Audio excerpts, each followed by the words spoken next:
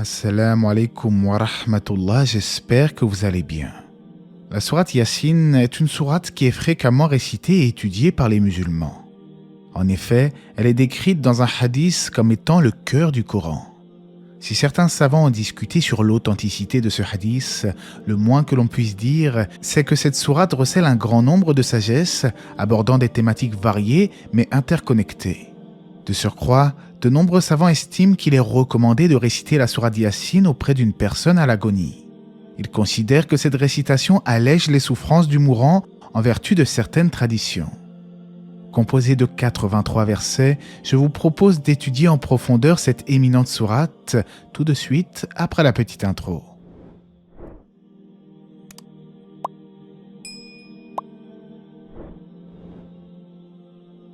Yassine, par le Coran plein de sagesse. Tu, Mohammed, es certes du nombre des messagers sur un chemin droit. Nous avions déjà vu sur la chaîne ce que les savants disent au sujet des lettres séparées qui introduisent les sourates du Coran. Le Coran est donc un livre plein de sagesse et le prophète Mohammed ﷺ est le messager chargé de transmettre cette révélation.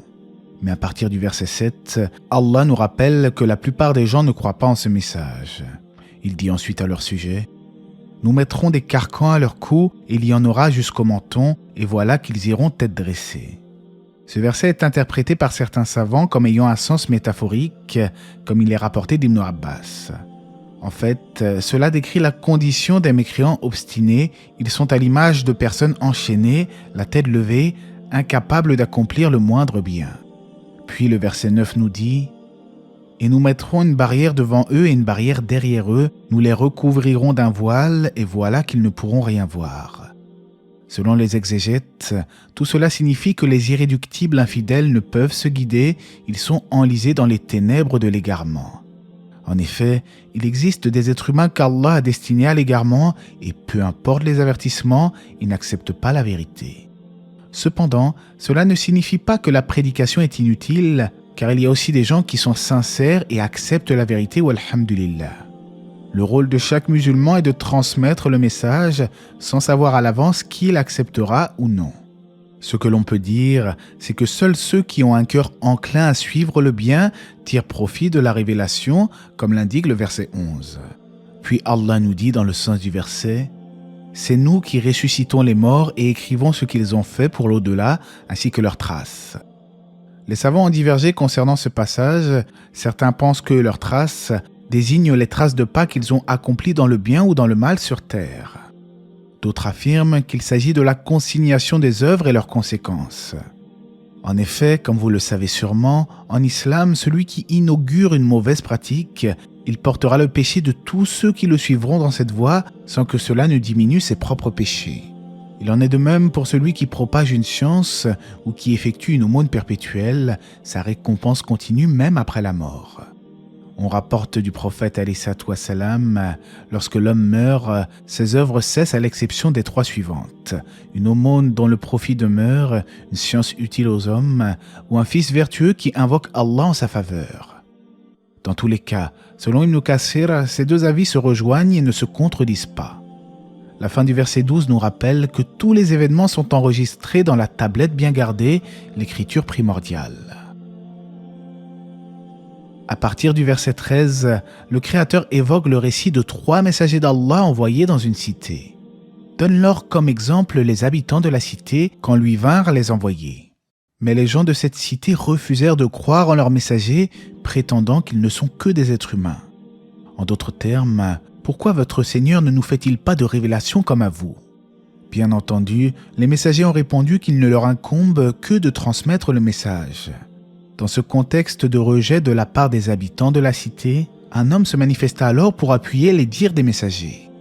Et du bout de la ville, un homme va en toute hâte et il dit: « Ô mon peuple, suivez les messagers. » Selon Ibn Abbas, les habitants de la cité étaient tellement irrités contre les messagers qu'ils décidèrent de les exécuter. C'est à ce moment-là précis que cet homme croyant accourut du bout de la ville pour les soutenir et les défendre. Il les exhorta à ne pas rejeter les messagers et à adorer Allah seul et sans associé. Il fut alors mis à mort injustement, mais devint un martyr, comme l'indique le sens du verset. Alors il lui fut dit, entre au paradis. Il dit, ah, si seulement mon peuple savait. Selon Abdallah ibn Mas'ud, les gens de la cité le piétinèrent impitoyablement. En conséquence de leurs actes ignobles, Allah nous dit au verset suivant qu'il les a châtiés, et cela sans forcément envoyer une armée d'anges à leur rencontre. En effet, un seul cri suffit.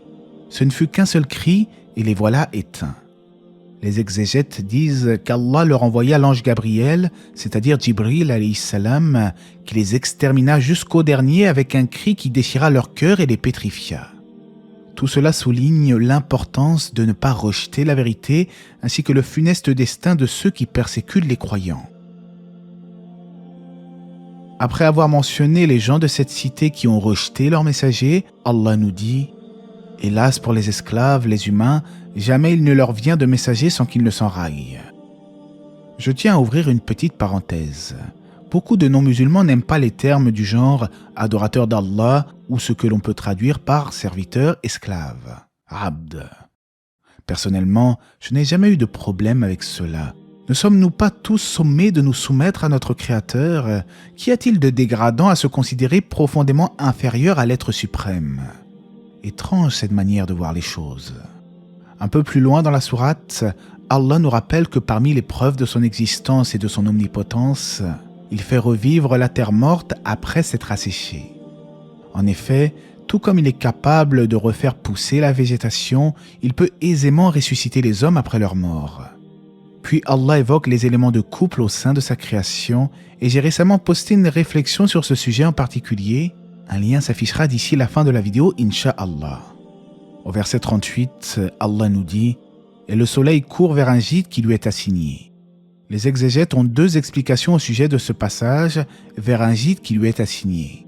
Certains pensent que cela fait allusion à une période déterminée, tandis que d'autres évoquent un endroit déterminé. Ce qui est intéressant, c'est que la science moderne nous indique également que le soleil se dirige vers un endroit précis, notamment avec l'apex solaire. Elle nous dit également que le soleil n'est pas éternel. Dans les deux cas, cela rejoint l'explication du verset. Allah évoque également le soleil et la lune, et nous avons déjà vu ensemble que la lune est comparée à une lumière Nour, tandis que le soleil est qualifié de lampe Siraj. Cette comparaison est scientifiquement correcte, car la lune ne fait que réfléchir à la lumière du soleil, qui est la véritable source de cette lumière. Au verset 41, il est fait allusion de l'arche de Noé, Nuh alayhi salam. Et un autre signe pour eux est que nous avons transporté leur descendance sur le bateau chargé. Et Allah noya les infidèles tout en garantissant le sauvetage des croyants. De manière plus générale, Allah est celui qui a permis aux êtres humains de se développer et de créer toutes sortes de bateaux et autres moyens de transport. Allah mentionne ensuite les incroyants, la persistance dans leur égarement et la résurrection. Et on soufflera dans la trompe, et voilà que des tombes, ils se précipiteront vers leur Seigneur en disant « Malheur à nous, qui nous a ressuscités de là où nous dormions ?» Le premier souffle dans la trompe n'est autre que celui de la frayeur qui fera mourir les dernières créatures à la surface de la terre. Mais lorsque l'ange Israfil soufflera dans la trompe une seconde fois, il s'agira de l'annonce de la résurrection à partir des tombes. Ce jour fatidique, nulle âme ne sera lésée en quoi que ce soit et Allah jugera en toute justice entre ses créatures. Certains entreront au paradis où ils demeureront éternellement, ils auront tout ce que leur âme désire. Mais d'autres entreront en enfer, humiliés. Ce jour-là, nous scellerons leur bouche, tandis que leurs mains nous parleront et que leurs jambes témoigneront de ce qu'ils avaient accompli. Telle est la situation des mécréants et des hypocrites au jour de la résurrection. Ils tenteront de s'excuser, mais Allah scellera leur bouche et fera plutôt parler leurs organes qui témoigneront de leurs péchés. Le verset 66 nous explique que si Allah le voulait, il les frapperait de cécité, tout comme il les a rendus muets. Il chercherait alors un chemin vers le paradis ou vers la vérité selon Ibn Abbas. Quant au passage suivant, « Et si nous voulions, nous les métamorphoserions sur place ». Ibn Abbas explique que cela désigne leur anéantissement. En d'autres termes, si Allah le voulait, il les anéantirait instantanément. Pour d'autres exégètes, il les pétrifierait sur place. Conséquemment, Allah nous exhorte à réfléchir sur notre situation. Notre vie est éphémère, et peu importe que nous vivions 60 ou 120 ans, la mort est inévitable. De surcroît, quiconque vit longtemps ressent un certain déclin, ce qui devrait nous rappeler notre propre fragilité. À quiconque nous accordons une longue vie, nous faisons baisser sa forme. Ne comprendront-ils donc pas ? Puis Allah nous rappelle que la révélation du Coran est destinée à avertir toute personne vivante, c'est-à-dire dont le cœur est vivant, comme nous l'avons déjà vu dans la dernière vidéo.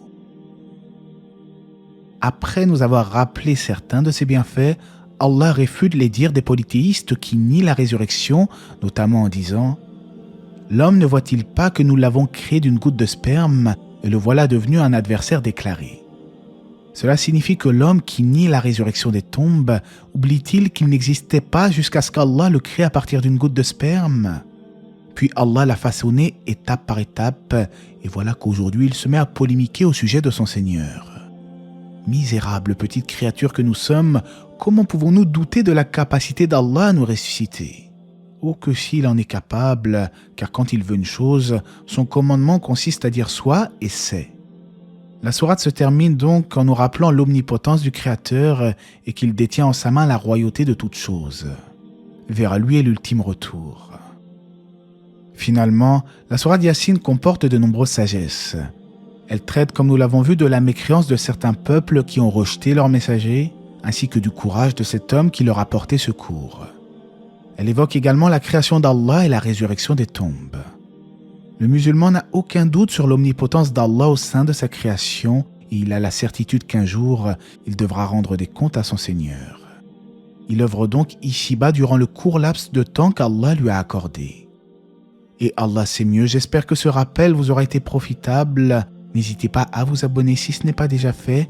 Que la paix et les bénédictions d'Allah soient sur le prophète, sa famille et ses compagnons.